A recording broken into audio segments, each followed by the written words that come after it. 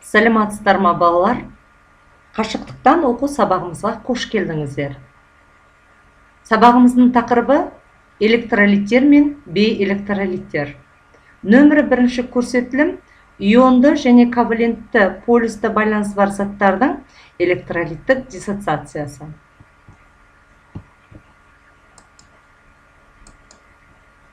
Оқу мақсаты: электролиттер мен бейэлектролиттердің анықтамасын білу және мысалдар келтіру, заттардың ерітінділері немесе балқымаларының электр өткізгіштігі химиялық байланыс түріне тәуелді екендігін түсіндіру. Бағалау критерийлері: электролиттер мен бейэлектролиттердің анықтамасын біледі және мысалдар келтіреді, заттардың ерітінділері немесе балқымаларының электр өткізгіштігі химиялық байланыс түріне тәуелді екендігін түсіндіреді.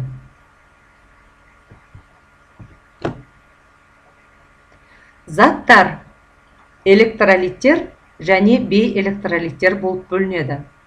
Электролиттер қышқылдар, сілтілер және тұздардың ерітінділері мен балқымалары.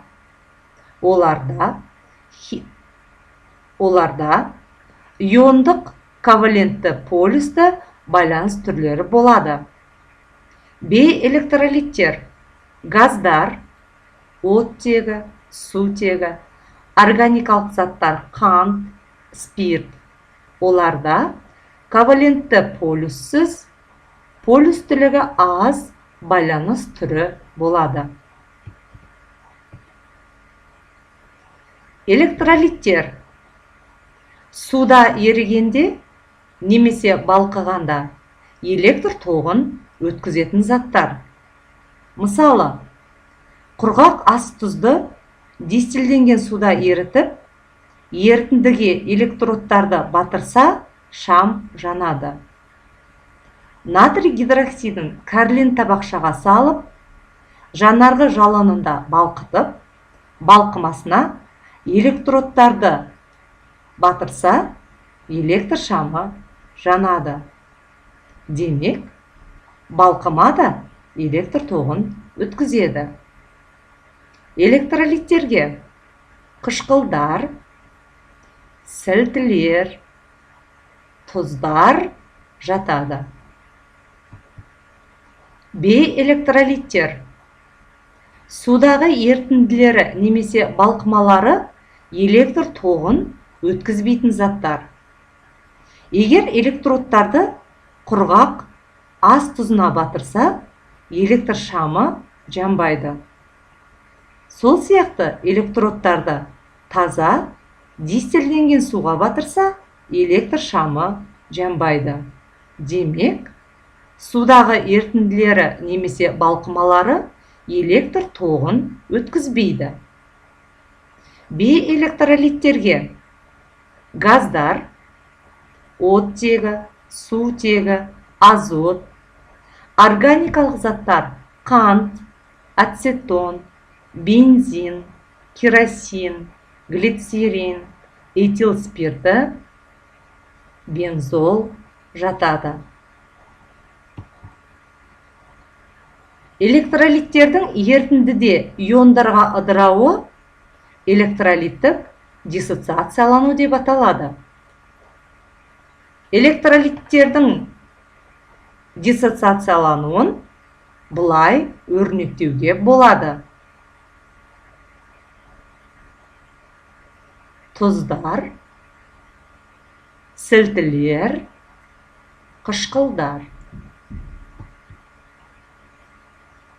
Иондық байланысы бар заттардың электролиттік диссоциациясы. Қосылыстардағы белсенді металдар мен бейметалдар атомдарының арасында иондық байланыс жүзеге асады. Оны натрий хлор молекуласындағы иондар арасында түзілген химиялық байланысты қарастырғанда көргенбіз. Химиялық байланыс бұл жағдайда электростатикалық тартылыс күштерінің әсерінен түзіледі. Иондық байланысы бар заттарды келесі бейне материалдан көруіңізге болады.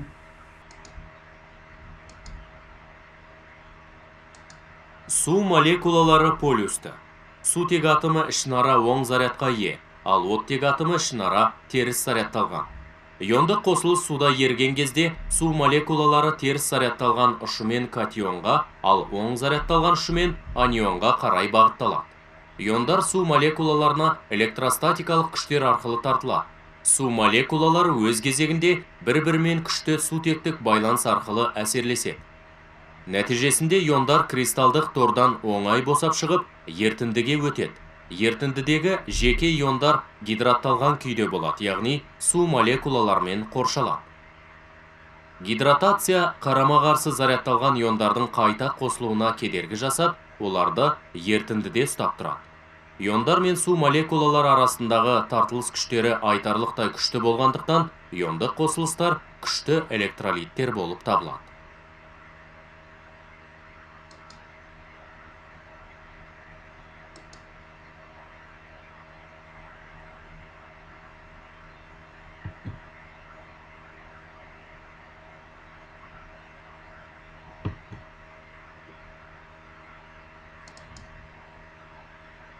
Ковалентті полюсті байланыс бар заттар.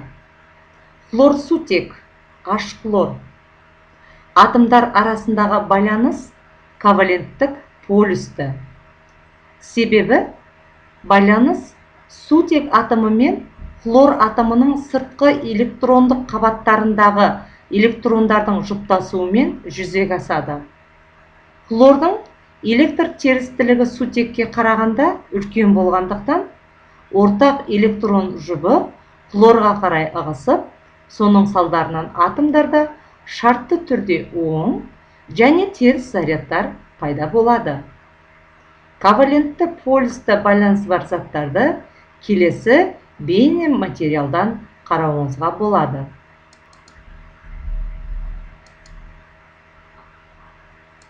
Коваленттік байланыс екі әртүрлі атомдар арасында да түзіле алады. Мысалы, сутек пен хлор атомдарының арасында. Хлор атомы бір электрон қосып алып, аргонның тұрақты электрондық конфигурациясына ие бола алады. Ядросын айнала қозғалатын бір электроны бар сутек атомы да бір электрон қосып алып, гелийдің тұрақты электрондық конфигурациясына жете алады. Осылайша, тұрақты электрондық конфигурацияға ие болу үшін екі атомға да бір электроннан қажет. Екі электронды ортақтаса бөлісіп, әр атом өзінің сыртқы қабатын толтырады. Ортақ электрондар жұбы сутек пен хлор атомдарының арасында коваленттік байланыс түзеді. Ортақ электрондар екі атомның да ядроларының айналасында қозғалады.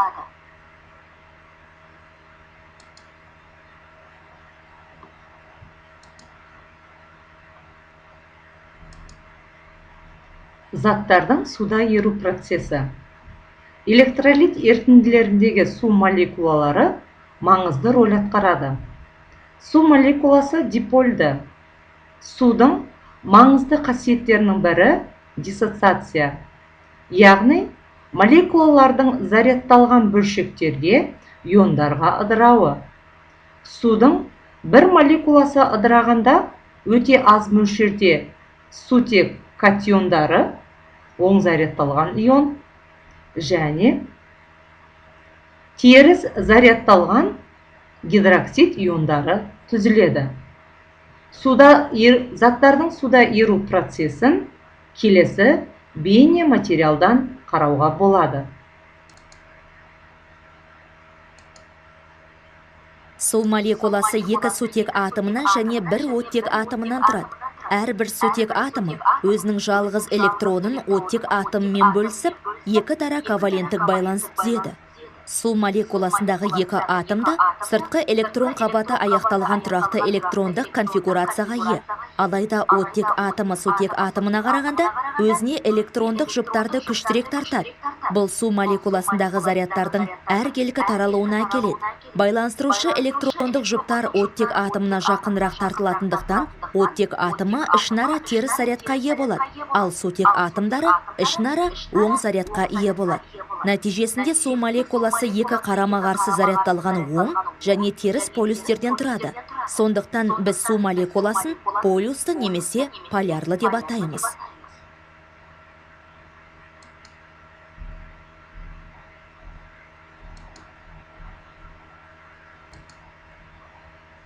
заттардың электр өткізгіштігін сынау үшін мынандай тәжірибе жасап көруге болады. Әртүрлі ерітінділердің электр өткізгіштігін қарапайым тәжірибе көмегімен анықтауға болады. Бізге зерттеліп отырған ерітіндісі бар стақан керек. Оған сымдар арқылы ток көзімен жалғанған екі электрод батырылады. Сондай-ақ электр тізбегіне шам да кіреді. Шамның жанбауы зерттеуге алынған ерітіндінің электр өткізгіштігіне тәуелді емес екендігін көрсетеді. Суретте су және этил спиртінің электр тоғы өткізбейтіндігі байқалып тұр. Сондай-ақ шамның жануы зерттеуге алынған ерітіндінің натрий хлор, натрий OH электр өткізгіштігіне тәуелді екендігін көрсетеді. Себебі электр шамның жануы. Сабағымызды қорытындылай келе, мынандай бекіту тапсырмалары беріледі. Бірінші тапсырма. Электролиттер мен бейэлектролиттер түсінігіне анықтама беріңіз. Мысалдар келтіріңіз.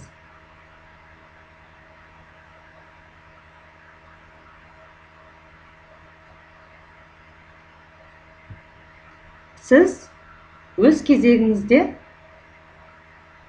өзіңіздің жауабыңызды дұрыс жауаппен салыстыра аласыз. Сіздің дұрыс жауап бергеніңізге ешқандай күмән болмайды. Нөмірі 2-ші тапсырма. Берілген заттардың электр өткізгіштігі химиялық байланыс түріне тәуелді екендігін түсіндіріңіз.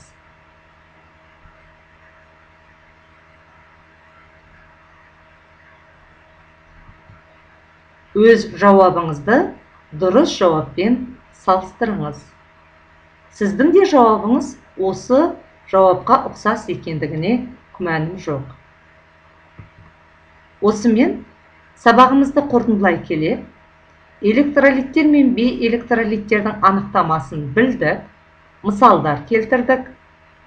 Заттардың ерітінділері немесе балқымаларының электр өткізгіштігі химиялық байланыс түріне тәуелді екенін түсіндік. Сізге мынандай оқу тапсырмасы. Тұрмыста кездесетін электролиттер мен бейэлектролиттерге мысал келтіріңіз.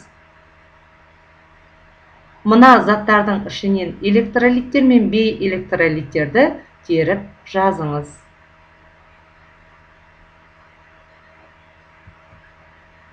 Қосымша мынандай ресурстар беріледі. Химия оқулығы 9-шы сынып, 1-ші бөлім. Білімленд KZ, химия 9-шы сынып. Осымен бүгінгі біздің сабағымыз аяқталды. Сау болыңыздар.